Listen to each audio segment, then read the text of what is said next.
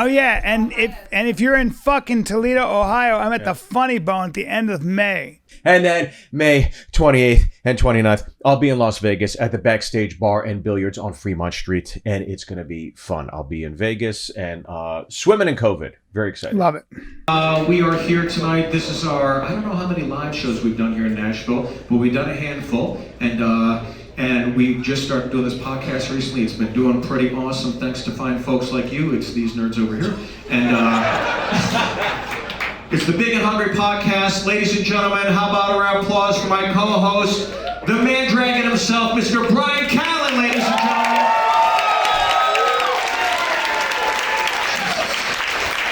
Okay. Wherever you want. All right, what's up?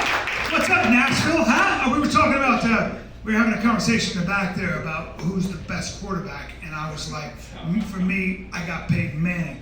It's gotta be fucking Brady, and then we had that whole argument, and then I folded because I don't know that much. You know what I mean? Like I know just enough, and then I parrot what other people who know sports say, so I sound good. Right. Like one time, I wanted to have something in common with a guy who, he was a mechanic, and I saw this engine he had on a block, and I come in and I go, wow, that's a hell of a, look at that block. I don't know, look at that block, I think that's what you said. I go, man, look at the Pistons. I wanted him to like me. I go, what do you put that bad boy in? Is that a Corvette or something? And the guy goes, it's a boat engine. So anyway, that's amazing, Brian. I've been out here for 15 minutes doing comedy. Hey man! Come on! Did you meet Cooper and Will? This is Coop. This is Will. Coop. This is Cooper. Yeah, whenever your name is Cooper, you'd be There's 4 girls over here that said all 4 of them would rather fuck Joshua instead of Cooper. And the deal was they That's because they're seeing. had to do it in front of each other, with each other, and all together, as opposed to just with Coop. That's not fair, because you're looking at Coop when he's static. When you see him kinetic, when you see Coop tying knots, you know what I mean? When a cyclone's coming and he's securing you. I got it, don't worry about it. And then he's got to pull up, make sure everything's all tight, make sure you guys are all safe in the bivouac that he created for you, a bivouac. Trust me, girls, you step into his bedroom, that's in his parents' basement. When you step into his bedroom, that is not a bedroom. Know this, that's an octagon, and you will tap out, bitch. All 4 of you. Stay hydrated. Trust me, stay very hydrated, because he does not want you to cramp up on him. That is Cooper. My mother said that one time. My mother said, Excuse me? My mother said, Cooper won't cramp up on you. What I love about your comedy, Brian, is your segues more than anything. Yeah, I go into well, no, I was going to say my mother, yeah, you're right, because it didn't really, I was going to piggyback on the fact that it just dawned on me that my mom said, she said to me, men look better moving and women look better static. Not a very woke thing to say, but, and I said, that's offensive, and I haven't talked to her since. Why don't you tell everybody I haven't seen you all day. Yeah. You come over, I give you my car, you take off with my car, and then you show up, I show up in the dressing room, and the first thing you say to me is what? Well, so here's the thing. No. For the first thing, I said I ran into a little trouble. Car got booted.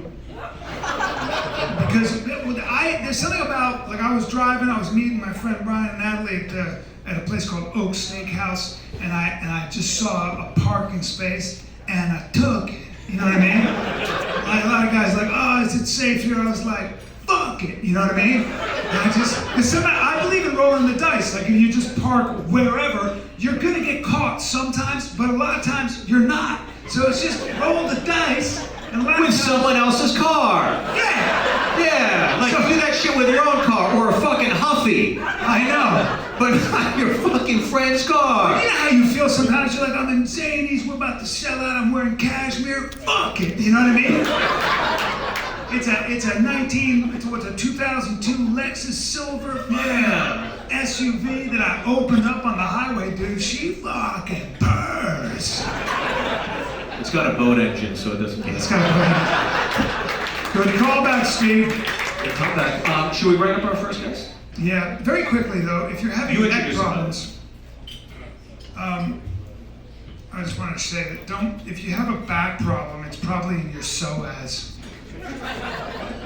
And if you have a neck problem, it's probably because your ear is not aligned with your shoulder. So that's you're welcome. All right, let's Wait. What? Hold on. Why did you start? Because I had dinner with a surgeon, a spinal surgeon, Yeah. and he taught me some stuff. And he said most lower back problems are when you're sitting down. Most people think you sit down with your back arched like that, okay? Yeah. But that problem is that you're shortening your psoas muscle. The Sure. psoas muscle is it's like a yay thick, like a thick old muscle that allows you to lift your hip, but it's attached to the back of your lower back. You understand? Right. So that's why you want to lengthen your psoas. So I don't sit a stand pushing things forward. Well, look,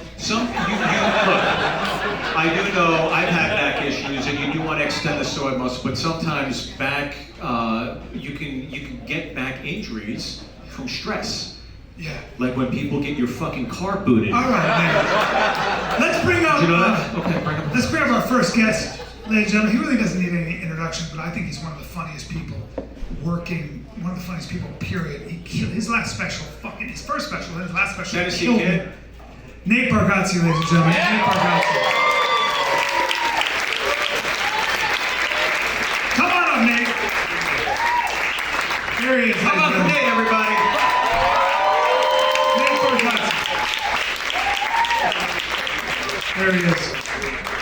Yeah. I love people who talk. He's so funny. He's so dry. I love that. Do you hear that? Huh? I do. Yeah. Usually people say I'm dry, and then I understand what you mean. I don't know, man. I took you in. Should I warm it up? You know, I get one bad joke out, I'll loosen up. You know. It's okay. Sometimes the crowd's tight. You know what I mean? When you first open a wine, a little tight. Let it breathe for a while. Opens up. Rock, can you tie a knot real quick for us one more time, and then we'll get back? I'm not gonna give away my secrets. I was just that's for cool. Nate, do you know how to tie knots? Are you an outdoorsman? I'm not.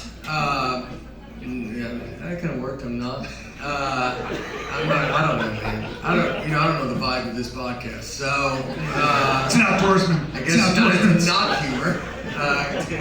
That's what I can tell next person that's coming on. I'm like, don't do any not jokes. But if you were in the wilderness, if you and I are in the wilderness, and I'm like, Nate, what do we do? I'm lost. What do you say? It'd be like a shoelace knot. Yeah. I would go with that. Yeah. We just. I would try, Yeah. but it wouldn't be. If someone's like, so I can climb that rope now, but I don't. The way this fucking podcast is going, I'm gonna tie a fucking Epstein knot in about 2 minutes. This fucking rap drop. And lay it on the clips.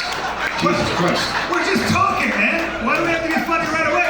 We're just feeling things out a little bit.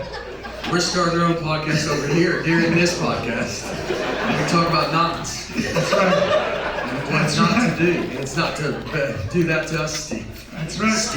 Steven. I went rock climbing. When you rock climb, you better know your knots, huh, guys? Anyway, what do you have? I don't know you very well, so I know when I first started, I came in and I said, I want to take you in for a second, and you stood up and let me take you in with my hands. Yeah. And you didn't bat an eye, and I appreciated that.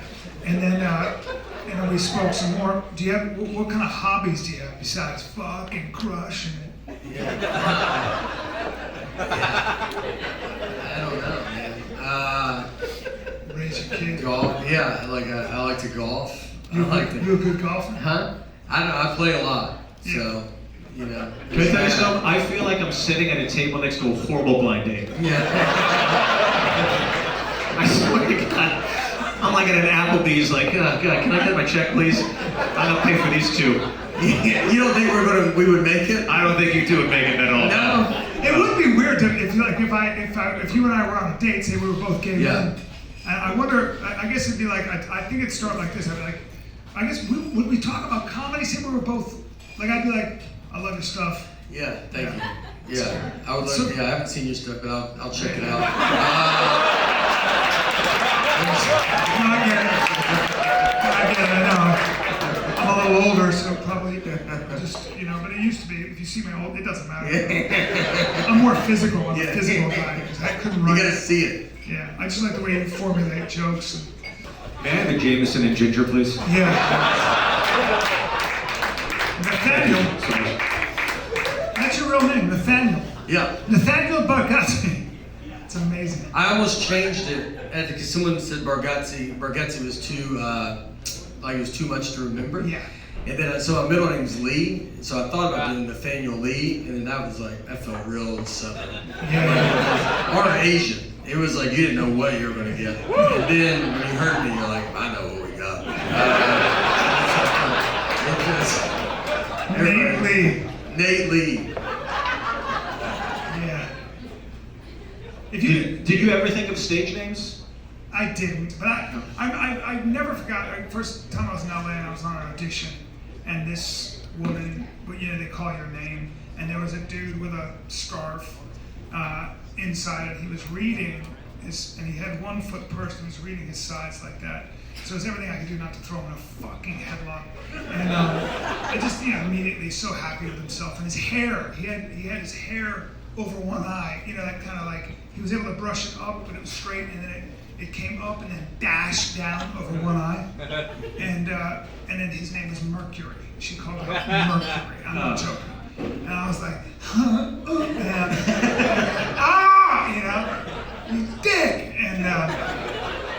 And he didn't make it as an actor. What a fucking surprise! Can I tell you I was driving to an audition one time in Los Angeles, and I was pulling up to this intersection. This woman in a Mercedes cut me off to get into the left lane and come in. I just laid on the horn. You're sitting there for 45 minutes in LA. And then we make the left, we pull up to this next intersection, and it was one of those things where it turns red, and it's like, all right, am I gonna pull up next to her? And I did, of course. And I was like, you fucking bitch. And then she's like, fuck you. Yeah, she was in a Mercedes. She fit the mold of the LA stereotype of the Mercedes that cuts you off. And I was in a Hyundai Santa Fe at the time, and I thought, I need to stand up for it. She was like, you're poor. Make and model, exactly, yeah. So I pull into the audition. I'm running my sides, and they go, Steve Byrne. I walk in. It's the fucking woman. Oh.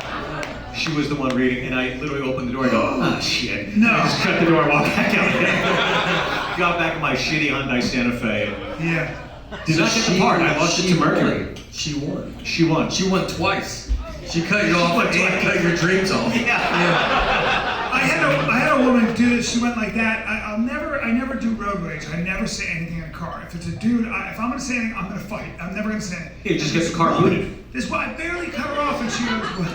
You just get the fucking car booted. Remember the boot on my car? I'll get her off, dude. I'll get her off. I got me and Nate have tools. Yeah. We're gonna get it off. I have a gun. If you pop, he's gonna shoot it off. Yeah. We're getting Goose. Yeah, don't worry about it. Fucking Nate shot it off, and then my tire wasn't even flat. The guy's a fucking marksman. Goose, face totally doesn't change. Goose, dry. Goose. Anyway, and she gave me the finger. She was so aggressive. She was, fuck you.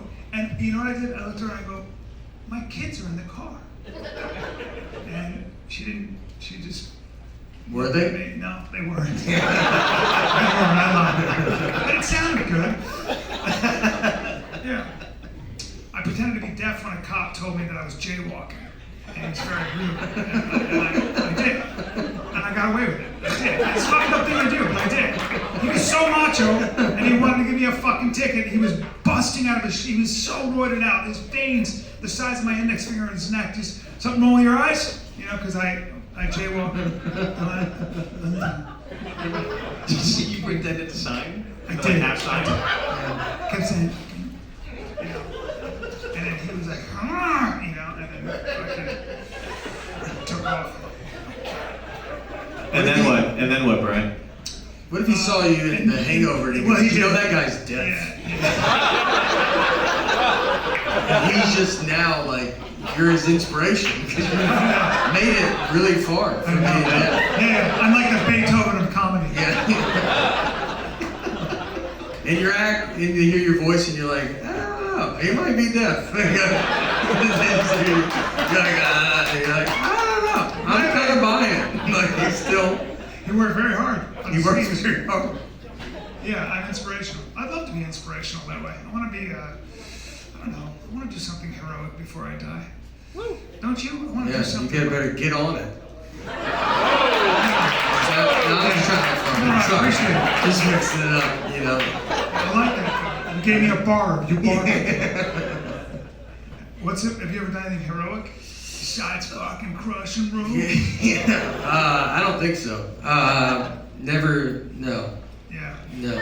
Been kind of just laying low.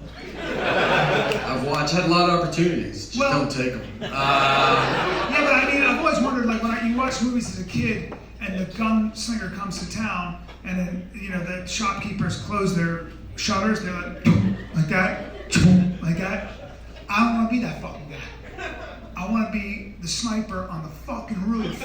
So when they come in on their horses and they're going to terrorize the town, I draw a bead, goosh, goosh, goosh, and I take out the top guys, and then I disappear. I have a whole escape route, and I become the guy that fucking.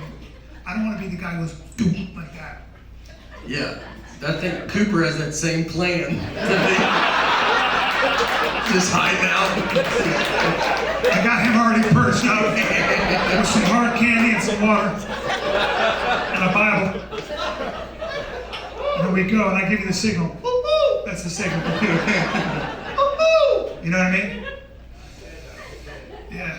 Coop, do you own a gun?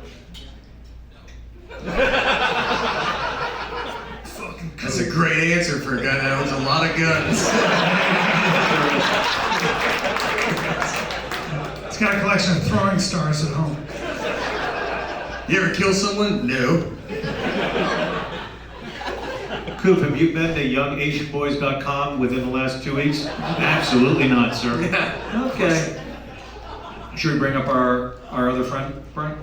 Yeah, let's bring up Josh Wolf. Let's get this party fucking started. Josh Wolf! Josh Wolf, everybody! Josh, come on up here.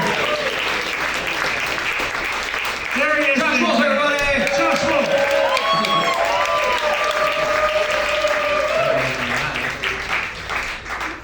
Josh, we're covering a lot of ground here. A lot of ground. Nate's heritage, Coop, what I would do if gunslingers came to my town. Oh, what were you gonna do? Well, I was saying, I'm always terrified of being the guy who shuts the shutters and is afraid. You gotta figure out how you're gonna fight. So he's gonna be the guy that hides and no one can see him. Yeah. Well, yeah. Well, I could hide, but then I would strike. Yeah. You know what I mean? Just the idea that you're around Yes. is the heroic. Can I ask who the fuck has shutters? I just feel like I mean, who's got shutters? It's on a Yeah. cruise ship. and pirates. Yeah, Pirates are. Yeah. They're on Don't worry about what's going speedboats. on over here, John. We got a whole thing going on. We're on a cruise ship. Nate comes in. He's like, "What is it, Nate?" Pirates. I'm like, "Get under my bed now." Cool. We hide in the Carnival slide. What? This Carnival Cruise has a slide. So we're in the slide because they're not going to think to look in the slide. You got to climb up to the top of it. By the way, what a great, that would be the best hiding place. Nobody's going and looking down in the middle of a slide. So true. No. They see a shadow because it's yellow and it's sunny out, so they just go, I feel like something's in there. You just see me and him, two bodies just laying in there, slide, hiding. We have to hug to keep from sliding down. Yeah. We're just creeping a Put your little bit chest. farther. Put your chest on my chest right now. They're just waiting for us. Yep, don't look me in the eye. This is fucking weird. We gotta lose our clothes. We gotta lose our clothes. It's cold. Body heat. Someone turned the water on. Now we're moving. Shit. We're all slippery and shit. But there's two different conversations happening. Nate, you know what I mean? You're like chest to chest, we're slippery together. And Nate's like, we're hiding. You know, yeah, we're hiding like men, chest to chest, nipple to nipple. Yeah, that's why my voice has gravel in it. It's only gay if you're smiling. It's two completely different fantasies I'm listening to right now. Nate's trying to survive, and you are on below deck on Bravo. Nate's trying to survive, and you're trying to fuck, and it's two different things. Yeah, but it's because we might get caught. I don't want to do this shit, but we gotta. We fucking gotta. I like saying that. We gotta. Anyway, sorry. So Josh, where are you from? I'm joking. I don't. Segue. Yeah. You know the answer? Well, really? I'm from Massachusetts. All right. All right. Yep. You had a talk show that was based here, though, right? Did you do the talk show here in Nashville? No, it was on It was for CMT. but we shot it in LA. We shot all the promos here. And I think one night, and I don't want to brag, but I think one night the rating was a .01. Yeah. Which means I think they give that to you just for being on. You know what I mean? I think they give them a .01. But yeah, I did it's called the Josh Wolf Show. We did it for I think 6 weeks. I don't. Did anybody catch it?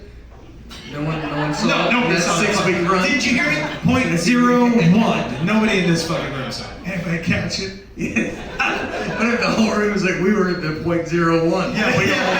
That'd be funny. That'd be funny. They're all like, yeah! That's why we're fucking here! Let's talk about that show. Finally.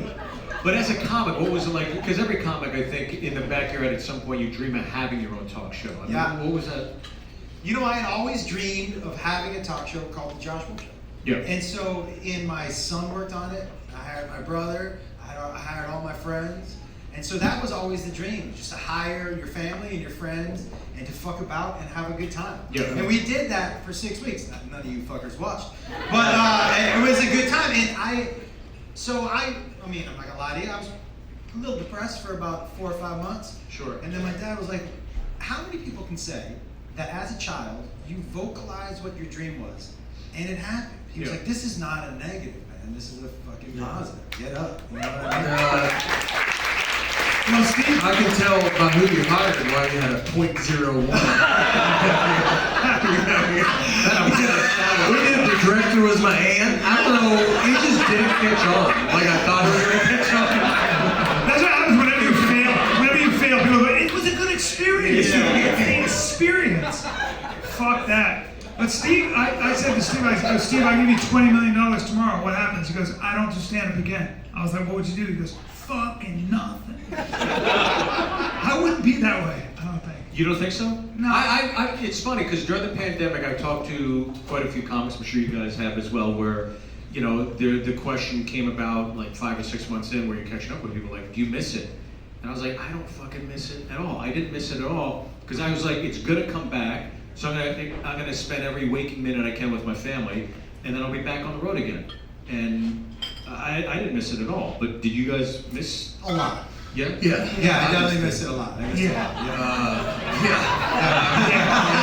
I don't know what the fuck you're talking about. I missed it a lot. Not me. I'm home for a week and I'm like, get me on a plane. Yeah. Get the fuck out of Dodge. You just blow your family's life up when you come home. Like Yeah. your wife has a system, and then I'm just there like, let's go out to eat. She's like, no, we're not doing that now. Like, Yeah. Do you know how many times I've heard since I've been home over this past year from another room? This doesn't fucking go here! Sorry, I don't know where shit goes. I don't know what the fuck. Yeah. I always thought of it as like when you're working though, it's kind of like being in the Hurt Locker, where it's like you're at war the whole time and you're looking at pictures of your kids and your wife, and then you come home and you spend time with your family. Within like 3 months, you're like, I kind of miss war. Yeah,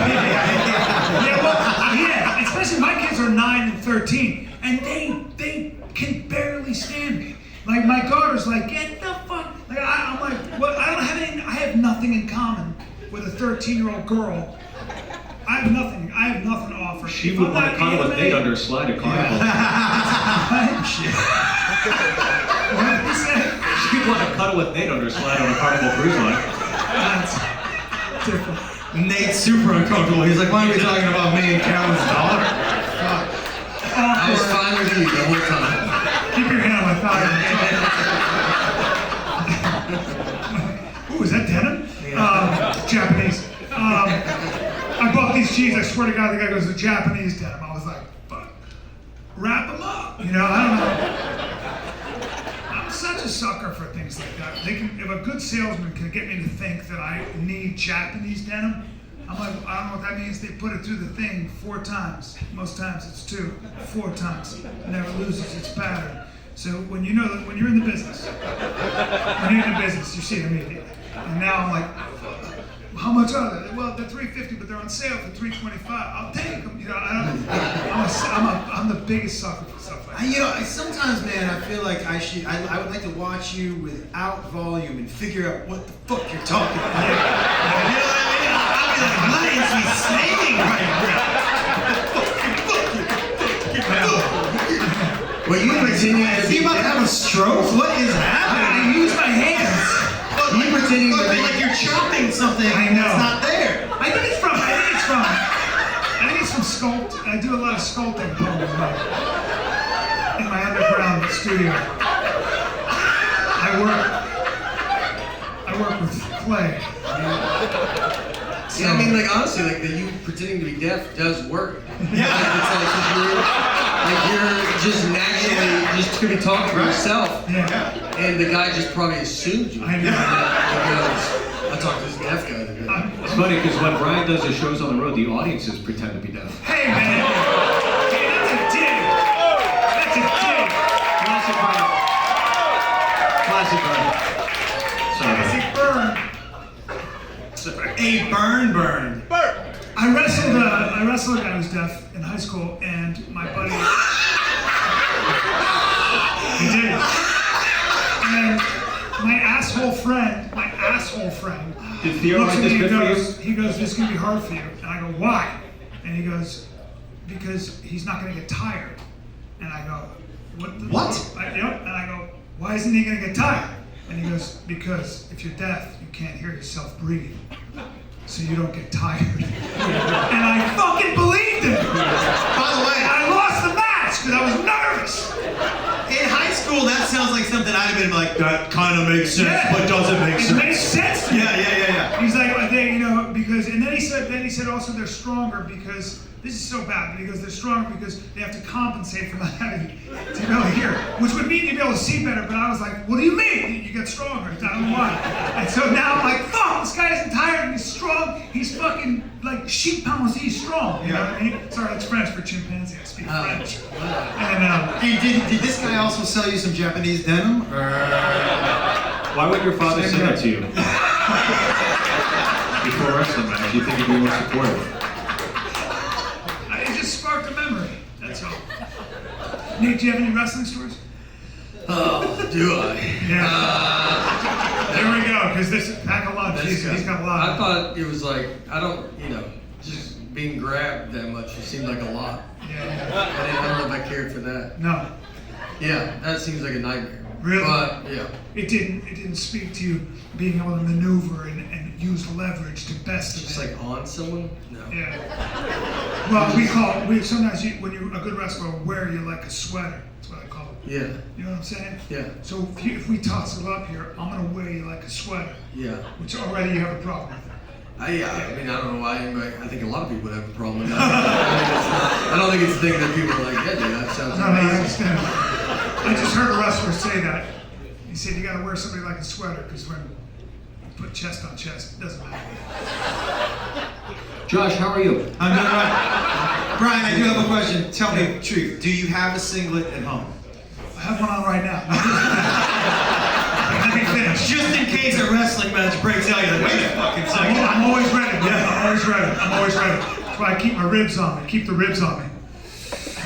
I mean, I don't need enough. Will you wear it to go take this boot off Steve's car? Yes, I will. There would be nothing great. You'd be in the newspaper tomorrow if they said a guy in a singlet was taking a boot off the car. Yeah, No one's going to believe that's your car. I know. Nate, do you know what I tried? Did I tell you what I tried to have them do here? You know how that truck went through your face? Yeah. Drove right through So yeah, truck drove through his face, right? And I was like, I told Dorfman, I go, hey, tell the artist to draw like a terrible Nate. Like a Downsy Nate. You know what I mean? You just draw a terrible Nate, and have a big unveiling and have like the news here and shit, but just to have it be a joke for you, so you unveiled it and you're like, there's Downsy Nate, and you'd be like, That's what I think people look at like that's what y'all see is that. My daughter and son, when we first came to Nashville, we were looking at places. We stayed at the condo. I had my family stay at the condo. Yeah, this is a bad sign. But anyways, we stayed at the condo, and then I was showing my daughter. I was like, those are all the paintings of all the comics that perform here. She's like, are you painted there? And I pointed and I go, yeah, that's me right there. It was Henry Cho, but she didn't. I thought that was you too. That's crazy. I kind of did too. I swear to God, I did too. I almost Bird's already got his face on the wall. What the fuck? Yeah, that's so funny. I think that's Steve, but I never broke it to you. I didn't want to ask you because then I would have felt like it was a little racist. And then I thought it was Bobby Lee, but it's Margaret Cho. Are we not allowed to make the funnies? No, yeah, definitely. Yeah. We're making funnies. Now, dude, is Callen is thinking potentially of moving here. I've had many conversations with him.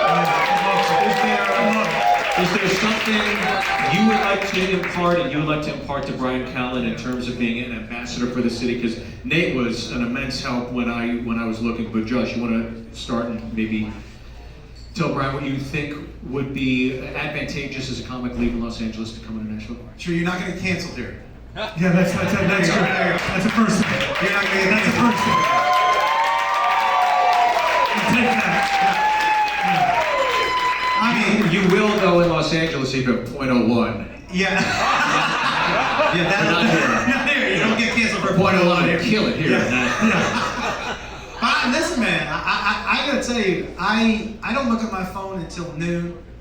I walk my dog for 2 hours every morning. I feel super relaxed here. I started taking a lot of mushrooms since I've been here. And so, A 2-hour walk is a beautiful thing. oh, it's Just so a stroll, huh? yeah, just a 2-hour stroll. Now the mushrooms help. Yeah.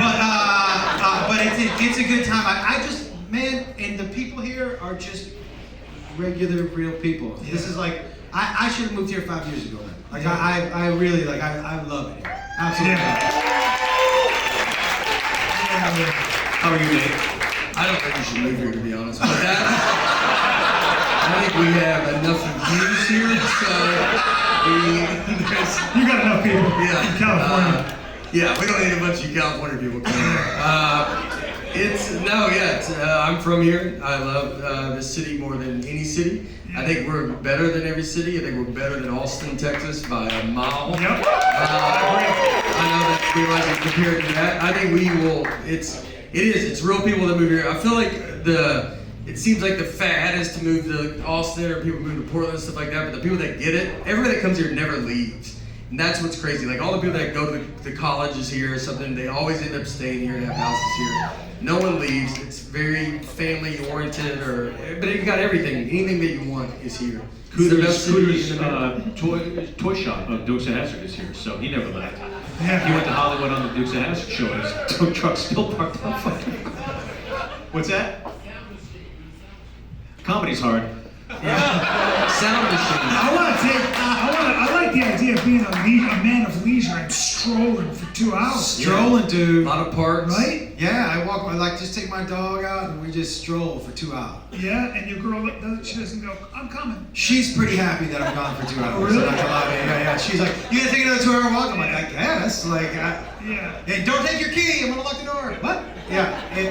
But I really do love it, man. And the food here is fucking fantastic. Yeah.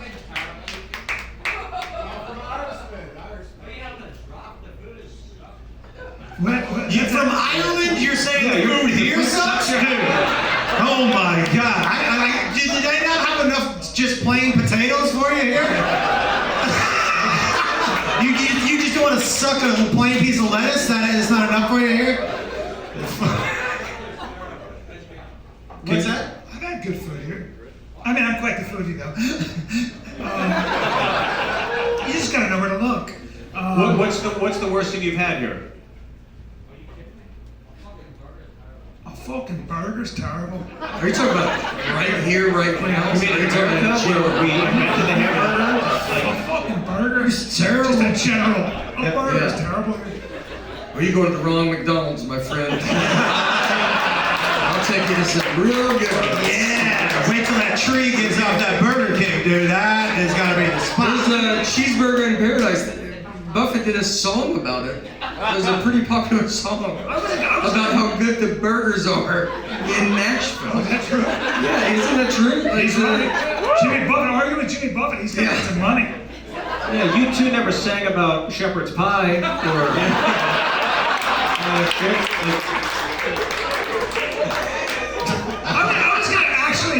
I was gonna mount an argument for no reason. I was about to be like, fucking no, Nashville has great burgers. I have no dog in that race. My instinct was to defend Nashville's burgers. I don't give a fuck about Nashville's burgers. I don't know anything about it, but for some reason he was so aggressive about it. I was like, fucking, you don't know. Go back to Ireland and eat burgers there.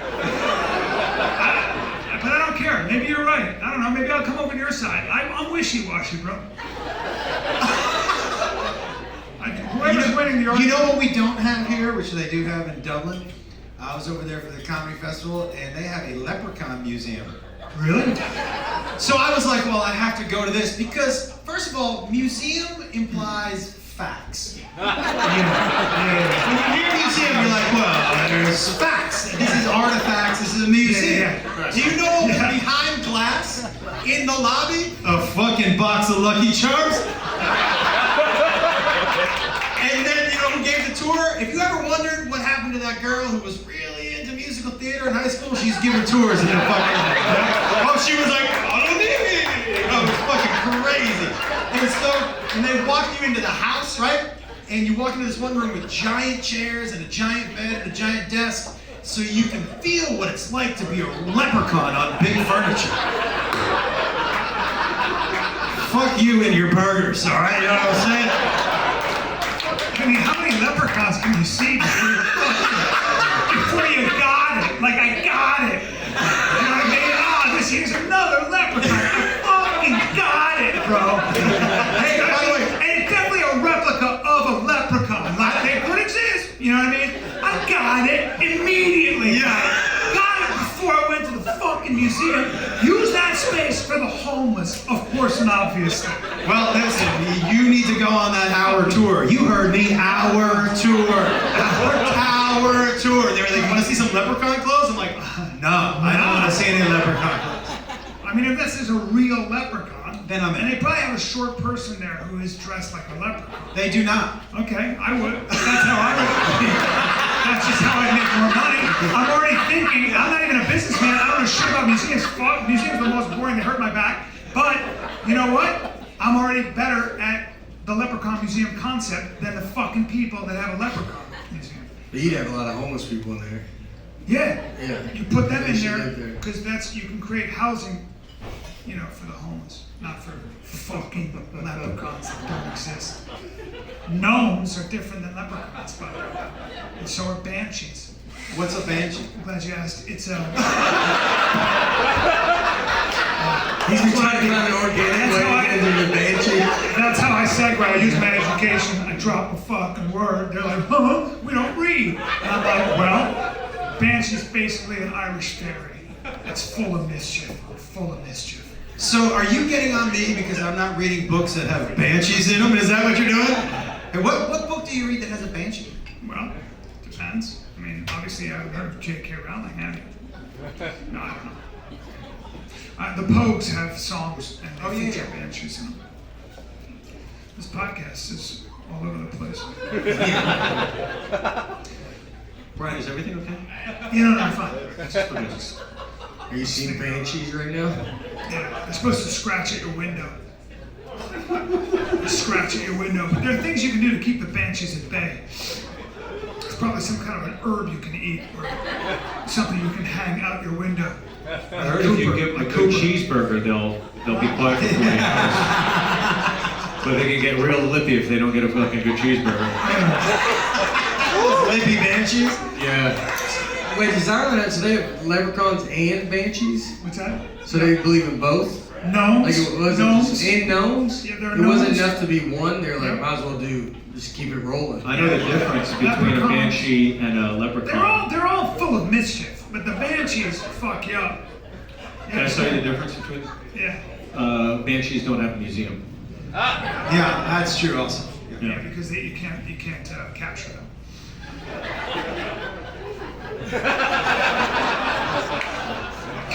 Scratch at your window? Scratch your window. May I have another Jameson Ginger, please? Yeah, that's right.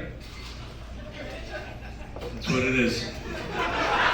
Did you guys know we had a fifth guest? What's your name, sir? Liam. Yeah. Yeah. Daniel. I like the way you say that. Me too. Daniel. Fucking Daniel. It's fucking great. There's a bit Daniel, of what do loyalty. you do for a living, Daniel? Fucking bass carpenter international. You use your hands the way Jesus did. Jimmy. God bless you. I'm on your side. Hey, there's a bit of a lilt. It's difficult. Hey. You should build a burger place here.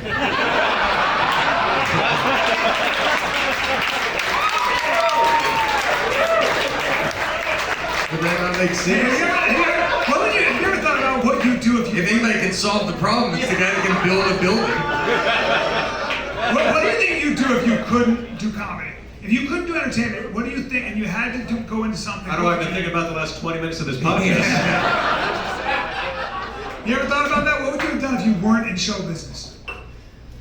Mine would be manual labor or something. Just Yeah? that's all I ever did, like construction or So you know how to build shit? no. But I just carry stuff from one thing to another thing. Yeah? Yeah. Bargatze, bring me the fucking wood. Yeah. All right, I'll get the You'd wood. be the guy.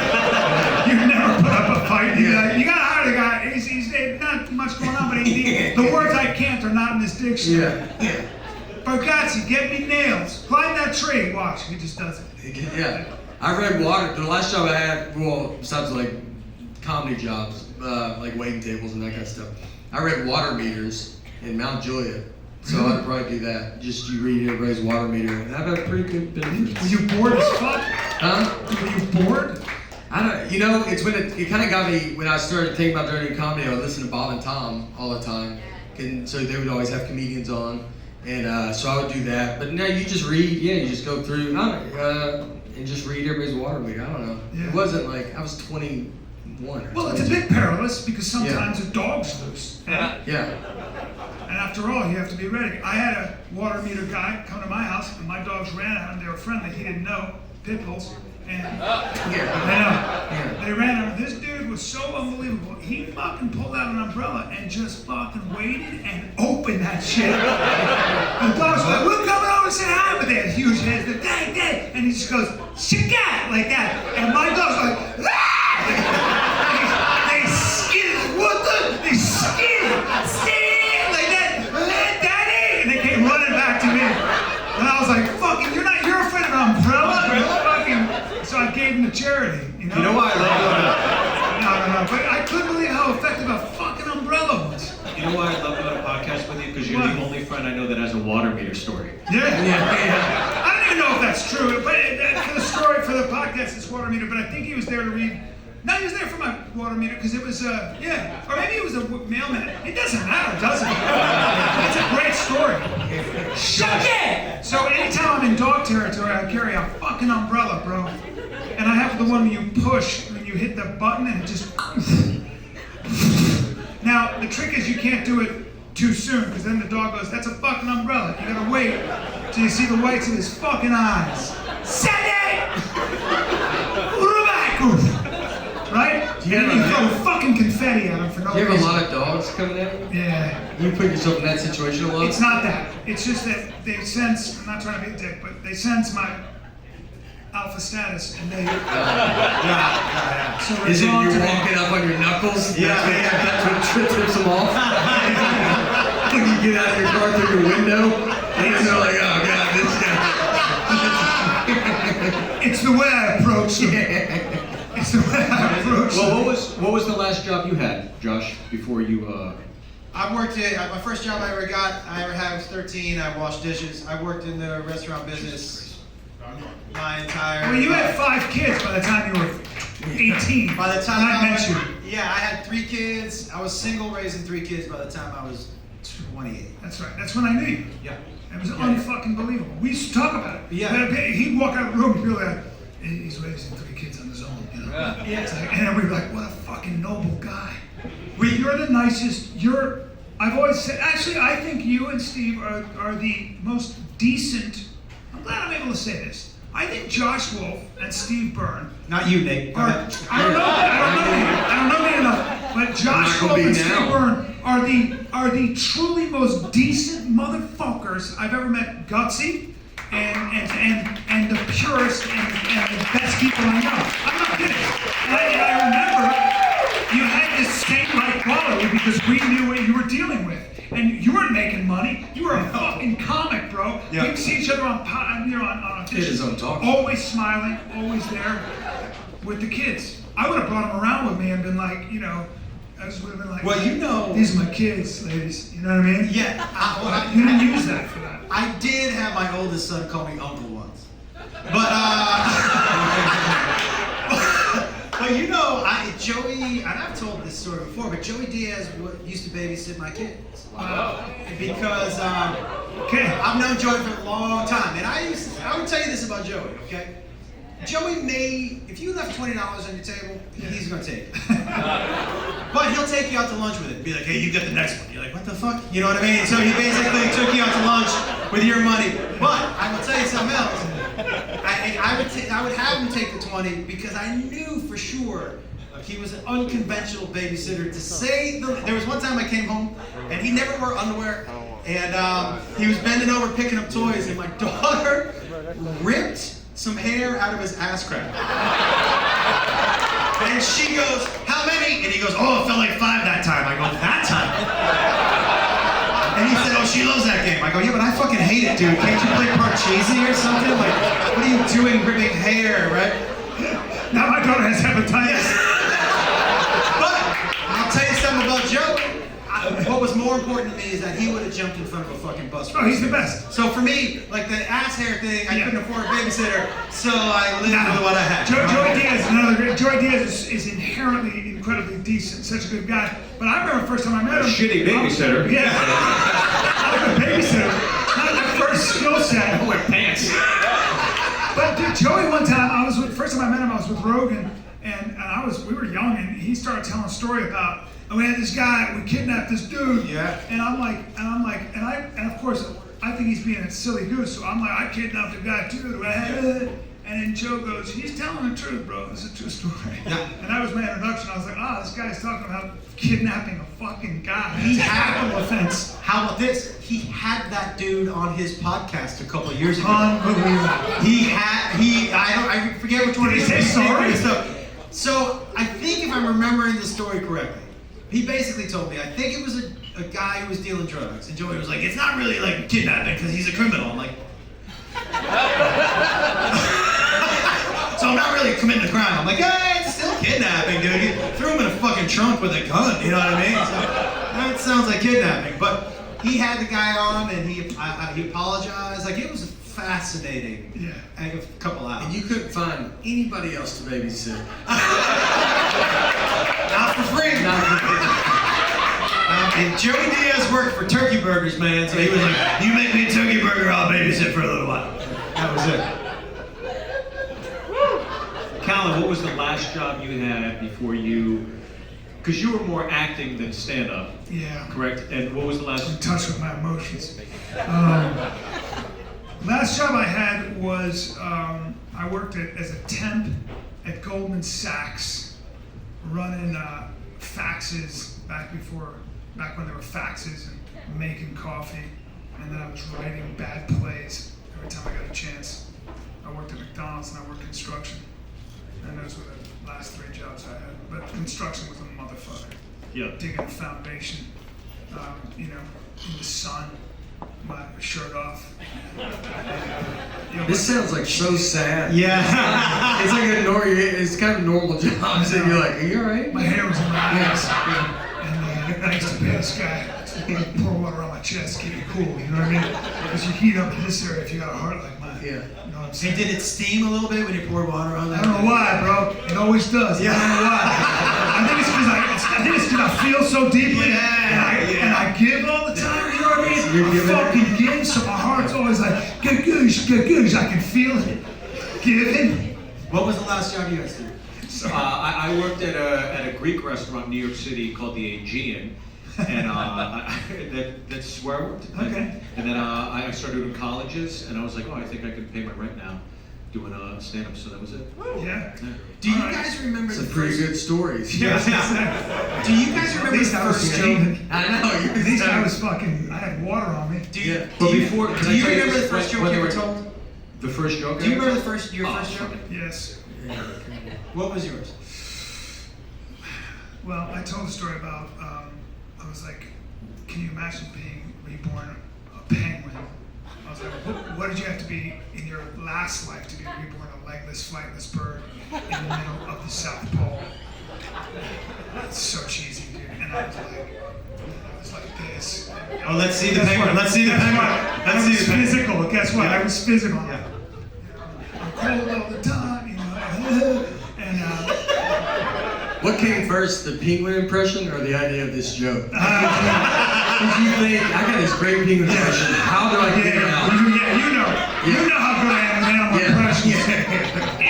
I'm a cat, you know. So I can do a narwhal, and you should see my narwhal. But I need water. Fuck, there's no water. Yeah, I don't know. It's one of those things you're terrified, and then you're like, I don't think this is gonna work, but it's so stupid. Maybe it will. Yeah. And then it did, sort of, a little bit, not really. How about you, Josh? What was the first joke you did? Damn, I wrote some cheesy shit. I was 15 years old, and my parents had to drive me. And this is how little I knew about what I should be looking like. I was wearing, I wore a mesh shirt. But not like a fishnet mesh, like a football mesh, but just plain white. I had a thick, like Western Mass chain, not like a rope chain, but like one you'd find on King Tut. You know what I mean? And a mullet. And my first joke, my parents were in the front row. And this first joke I ever told was, guys, my name's Josh. I'm 15 years old. I'm really excited. My parents are here tonight. It's kind of weird. This is the first fucking time I'll be able to fucking swear in front of my cocksucking mom. And that was the first joke I ever told. That was the first joke ever. And my mom was like, just kind of put his hands. I'm like, I love this. You know? It's not a bad joke. No, but it wasn't. It was a silent car ride home. You were 15? 15. I wore a wig. What about you, Nate? What was your first joke? I don't know if it's when I moved to Chicago. I don't even really, it was something about not knowing directions. Because it was like, when you move to Chicago, they all would tell you north, south, east, like it was always that. They'd be like, I'm like, where do I go to this? To Field, you want to go north? And I'm like, how do you know what north is? And they would always say, well, the lake is east. I'm like, well, I can't see the lake. So what is that? That means nothing to me. I don't have an aerial view right now. Yeah. So You're supposed to feel it. Just like it feels like it's that way. And that That's was so true. That's a good joke. You guys were funny right away. do you remember yours? Yeah, I had this bit about a Banshee, and it bombed. It never did well, and I learned my lesson early on. Don't ever talk about a Banshee on stage. It's a fucking bomb. And I saw him talk about it. I was like, oh, here we go. Here we go. Gonna fucking eat a plate of dicks with a I'm such a Banshee. fan of your earlier stuff. I have the turntable and Well, can I tell you, the bit I remember you used to do, I don't know if you remember how to do it, but my bit. the bit I saw at the comic strip, because that's where we'd always see each other, you did the Christopher Walken as a pigeon Yeah, that's a good. and feeding it bread. Let's Yeah, hear it. I mean, this is Chris Walken as a pigeon. This is hacky, but this is okay.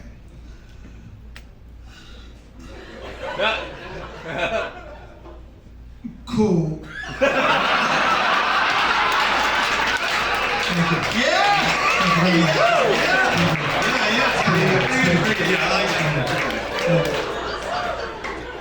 Bread. I got bread on my mind all day.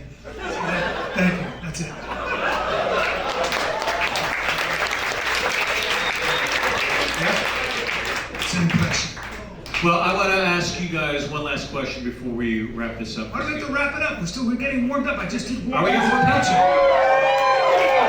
pitching. What do you do? What time is this? You do this time? I'm sorry. Right. Oh, shit. 10:28. 10:30. I got a step class at 11, as long as we're out of here by then. You got a what? A step class. Step class? Yeah, we step up. It's good for your, Can you show me what your So the as- example? What are you talking about? it's good for your psoas. What does that look like, a step class? What does that You know, they used to have that fucking step classes where you step up and then back down. You know, it's like an aerobics thing. Yeah, at 11 o'clock? Yeah, time doesn't matter to me as long as I get it in. I love people like that. Dude, as long as I get it in, I don't give a fuck. Right? It could be 2 in the morning. You know, honestly, as long as I get it in, I fucking hate, I hate people. You gotta get it in, bro. At the end of the day, keep swinging. As I get older, I'm done with all the sayings. I'm done with all of it. It's the experience. Fuck off. Like, It is what it is. Yeah. You gotta love yourself first. No, I don't. No, I disagree with that. In fact, I believe you should have a little bit of self-loathing because it keeps you going. If I love myself, I wouldn't do anything. But I like looking in the mirror and being like, nope, you know? Yeah, I do. Every fucking day. And to this day, I still look in the mirror and I go, I gotta get a little tighter and maybe someday I'll have like bigger arms or I'll have shoulders you can see in a sweater. It's never gonna happen, but in my mind, I'm gonna fuck. If they get that CRISPR, that gene editing, I'm gonna have the thickest, blackest hair. What is it called? CRISPR? What is that? Oh, they edit your genes. I'm fucking going right to the Samoan and I'm gonna mix. Like, I don't know, man. I got so many different nationalities I want to mix it all together. I just want to be brown and fucking rocked with thick fucking black hair. Where I go to the barber, I go, bro, you gotta thin it the fuck out. It's too thick. My fingers are getting stuck every time I run around. And I don't believe in liking yourself. I think it's bullshit. You should always be dissatisfied because that's what keeps you going. You see my fucking hands? Yeah, I'm watching. There are a lot of things you hear that I just don't buy. I don't buy it. So, yeah. Well, join me in the mirror after the show. I'm going to. We're going to do a pose now.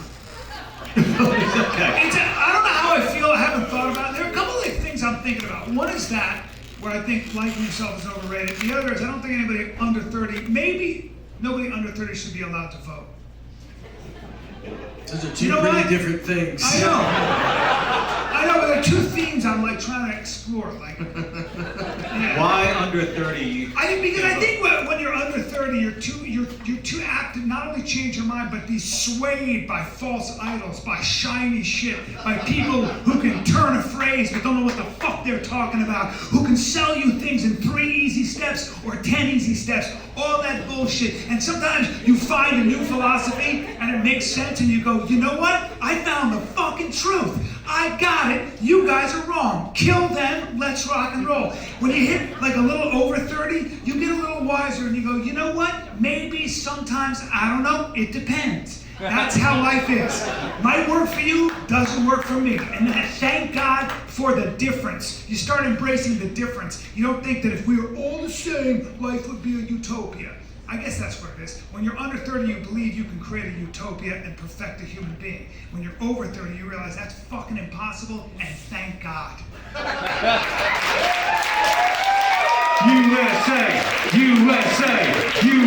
USA! No, let's knock over some statues. Fuck you, black flag. Let's go! No, you missed the point, Steve. Wait, what happened? You're twisting my logic. Oh, sorry, black guy. Yeah. I felt like that Bill Burr joke where you want to just get out of the frame. Yeah. And be shot. As it gets going, you're like, Are you conscious? Are any of you guys conscious of how you have to be careful of what you say nowadays? yeah. But I think everybody. It's not even just entertainers though. If you have a job, Yeah. you have to be. The carpenter's not, but everybody else is.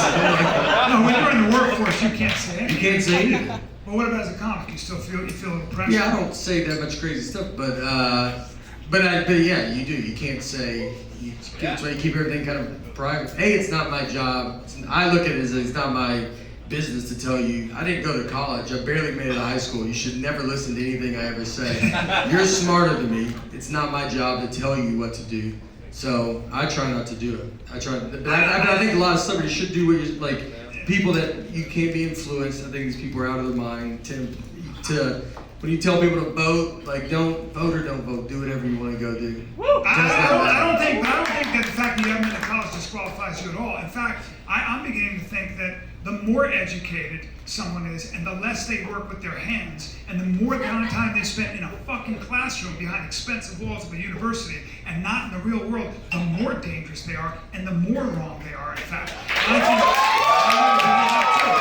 I think when you're somebody like you who's had to make a business work, who's had to find their way to the top without anybody's help, you know a lot more about life than, somebody writing papers that nobody else cites. So, yeah. So I say Nate Bargatze for president. Nate Bargatze! Yeah! Or is it Bargatze? Shit, I'm fucking name. God, I'm already out. Okay, can I ask you guys one last question, Bryan? Yeah. Over the course of COVID, us as entertainers, I think you take those first steps to going back out into the general public and perform, and we've been recluse from the stage and then going back out. What did stand-up mean to you once you hit the stage for the first time after having not had it as a part of your life the last few months? The first time on stage, did it reinvigorate? Did it make you appreciate the job again? Did it, whatever it was, what was it for you, Josh? The first time on stage. It was exactly. Where was it and what happened to you? For me, and I think it was, I took a gig in Phoenix, and it was exactly that. I stepped on the stage and I was like, oh, that's right. This is why I love this. This is because I honestly, at the beginning, was kind of like you, like I don't miss that. Like I'm having fun with my wife, and then I stepped on stage and I was like, oh yeah, this is why I do this. I mean, listen, man. There's a feeling you get from being on this stage you can't get anywhere else. And the reason I like this more than acting, and for me, is it's immediate. You know whether you suck or you're good right away. And I fucking love that. I don't want to wait too much to be like, do they like this? I want to tell you a joke, have you stare at me like you're staring at me right now, and be like, I'm not going to tell that fucking joke. You know what I mean? Very honest. But I love that about it. I like the immediate, and I like the honesty. I love it all. How about you, Callen? I mean, I just think, I'll get philosophical again, but I think... How about you, Nate? USA! No, I'm sorry, but please. I just think what I do is I feel as I think we get more and more afraid to speak our mind because there are people that can take away your right to earn a living. I think it's incredibly fortunate I get to get up here and speak my mind, but I think that the reason the United States is such a hotbed of innovation is like China might be incredibly proficient and efficient and stuff, but the United States is still a place where innovation comes from. And the reason for that, and that will always be the case as long as you can give the powers that be the finger, as long as you can always speak your mind, as long as you can creatively destruct, you can push back against the status quo without worrying about being censored, without worrying about being canceled, without worrying about having your pocketbook affected. And what I really worry about now as a comic is that big tech and their algorithms will stop you. So now on podcasts, for the first fucking time, the Wild West of podcasts, we are doing this. We're going, I don't think we can say that, we gotta edit that out because the YouTube, the algorithm will catch us, Facebook will catch us. Well, as long as you have that, that's bad for everybody. And you have to have a society, we are a society where we've always been able to go, fuck you, you're the president, don't like you. You're the CEO, don't like you, whatever it might be. And I think we're losing that, but stand-up, it seems to be the last fucking bastion. It's like the hot gates. It's the hot gates where 300 Spartans are fucking holding back. And that's why that's why all of us fucking love Bill Burr so much. Because Bill Burr, see what happens? Because Bill Burr, for better or for worse, stands up and goes, fuck you. Hey, guess what? Remember when you could say what you didn't mean and not lose your job, that's called fucking joking.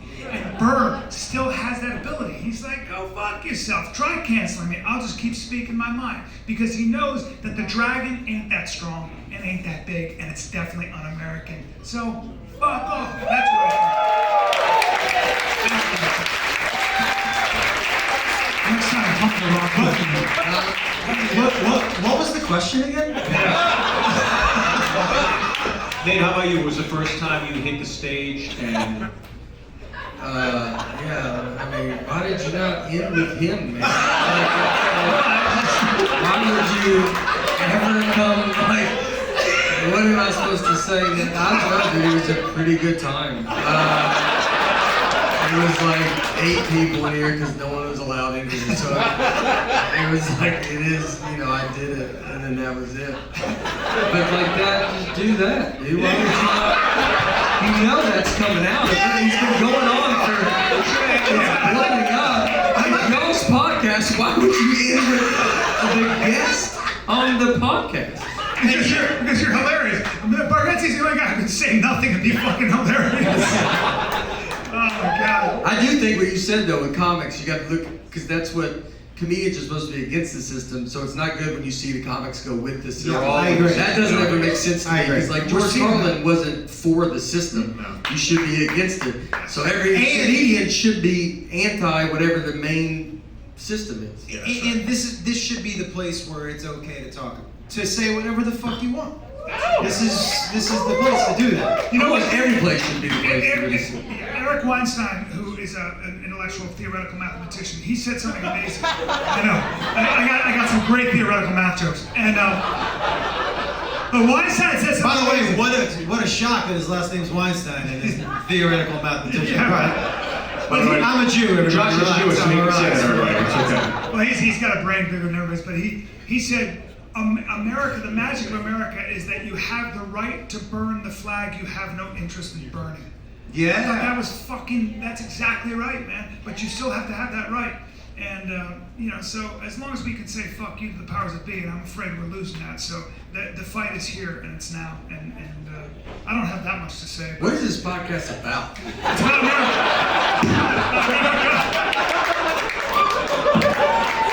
Which one's going? Fucking 2 hours in, he's like, what the fuck are we doing here right now?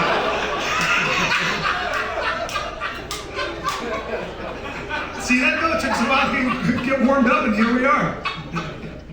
This is the last question I have, and it's for Nate because he's our guest. He's the only comic I know that filmed a special that is airing on Netflix right now.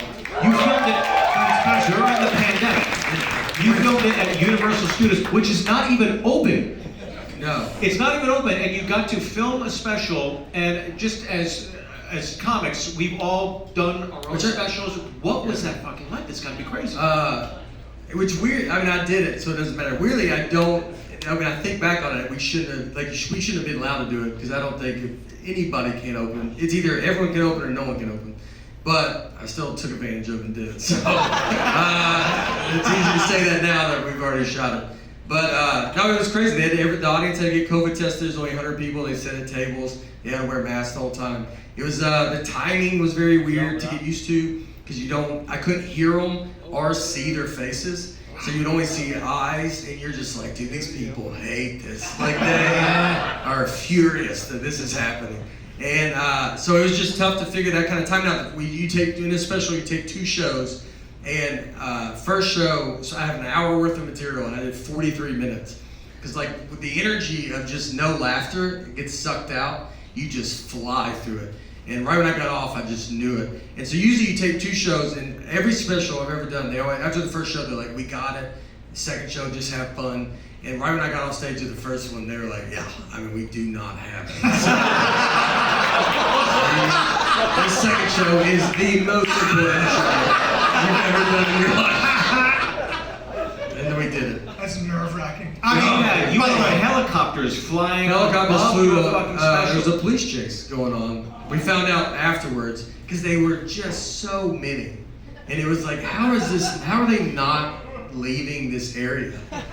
And they were not. And they just kept going. And sometimes, you know, you can tell where you're like, you're trying not to address it. You're like, maybe I can only really hear it, maybe not. You know, I don't need to try to mess the show up. But it just got to a point where you're like, nah, dude, everybody can hear it. And then so you just had to like address like these helicopters are happening. Right. And so we left that in because it ended up being kind of funny and like it was, you know, it kind of worked out. And at the end of it, I think, and I just feel like I hear helicopters now. Like that was happening on stage. You know what though, man? I think people like the helicopter thing. I'm so glad you left it in because people like that, man. To me, the perfection is in the fucking imperfection. Yeah. Do you know what I mean? That way they know it's live. It's happening. It's live. You're doing it right now. There's a fucking helicopter. Leave that shit. You should have just pointed and been like. I'll be honest with you. I needed the time. How quick I was flying these jokes. I mean, I was like, can someone honk a horn? Can we get something going on? I need some help up here. All right. Oh, by the way, Steve, not for nothing, I shot a special over quarantine too. But whatever. Oh, no. No, it's quite right. The reason is because every day I drive on 65, I head north into the city, and I see Nate's billboard, the greatest average American, and I'm just... What a great title, by the way. It's a great title, and it's a fucking great special, and it's on Netflix right now. Yeah, super fun. And then you did...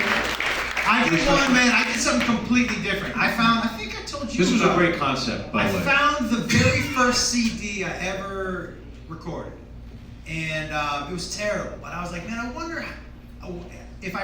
It was called Mesh Nights. Yeah, it was called Mesh Nights. Yeah. But I was like, I wonder if I rewrite this, how much different the stand-up will be. Yeah. So I rewrote the entire thing, and I streamed it live. I did one take, but not only that, I did, like I would, so you could tell the difference between how I wrote jokes then and now. I would tell the old joke, and then I would tell the new joke. I would tell them back to back. And I broke the fourth wall a bunch. There were a bunch of jokes on there that for sure were cancelable. Oh. Yeah. 100, but I kept them in there just to do it. And we streamed it live, one take. But that thing with the masks, Nate, was my biggest thing. Because you could just see their eyes going. And it was really fucking bizarre because I couldn't hear them and I couldn't even see them enjoying it. It looked like you were taping a special for a bunch of women in burqas. Yeah. You know what would be canceled? For a bunch of women in burqas. In burqas? You guys want to Google burqas? It's just fucking. All right. It's right after Banshee. Go ahead. Yeah. You know, it is funny to watch something that would be, like I just rewatched Entourage, the best. It is unreal. That show would be, they would be shot. Yeah. For having it. Yeah. And that was 2006. 100%. That wasn't even, you know, you think, it's not like you watch Eddie Murphy's Raw, you're like, well, that was 1985. Entourage, you're like, this was 2006, dude. And like, the jokes in it, like, you're like, dude, this is nuts. The stuff we did, the things that Chelsea Handler said on her show when I was on that show, she's lucky that it got erased from the internet. And it did. E erased it from the internet. If you went back and looked They erased it? They erased it as soon as we ended. They erased it. The comedy? They erased her show from the internet. You can't find a clip for that fucking show. Really? Yeah, the comedy was already erased. Yes.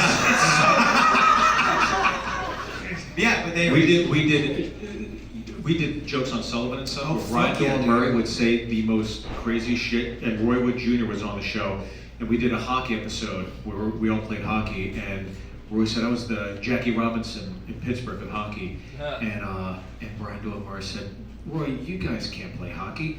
If the ice melts, we all know you can't swim. And then there was another episode where Roy said something else, and Brian Dolan Murray said, Roy, if I had it my way, you'd be still working at the soup plantation.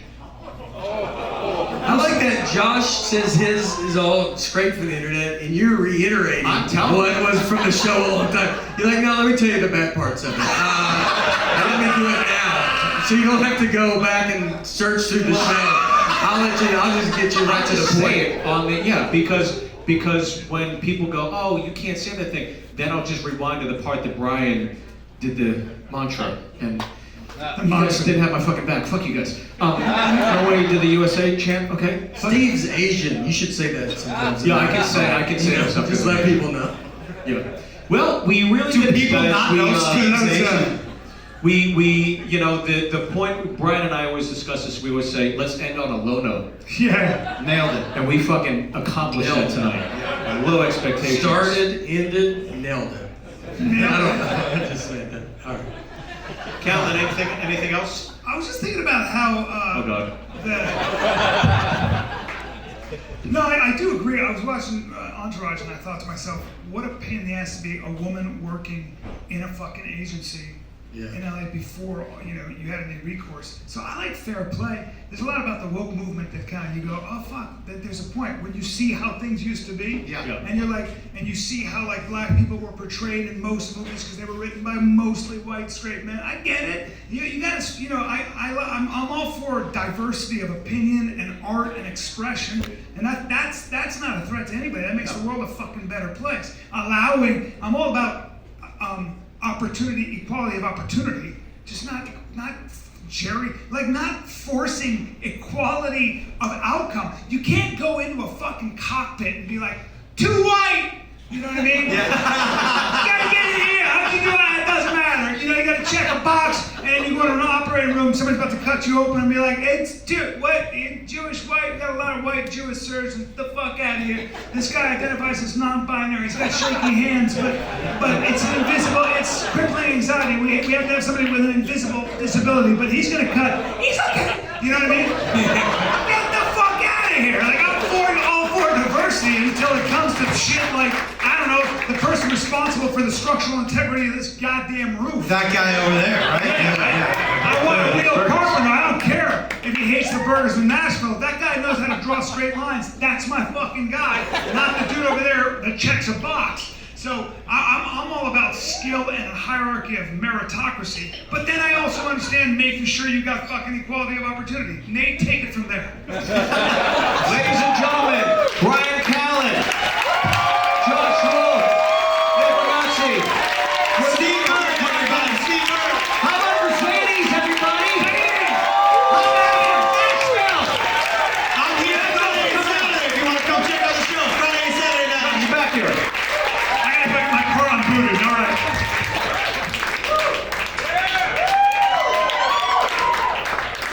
All right, ladies and gentlemen, one more time for the Big and Hungry podcast. Let it hear, ladies and gentlemen.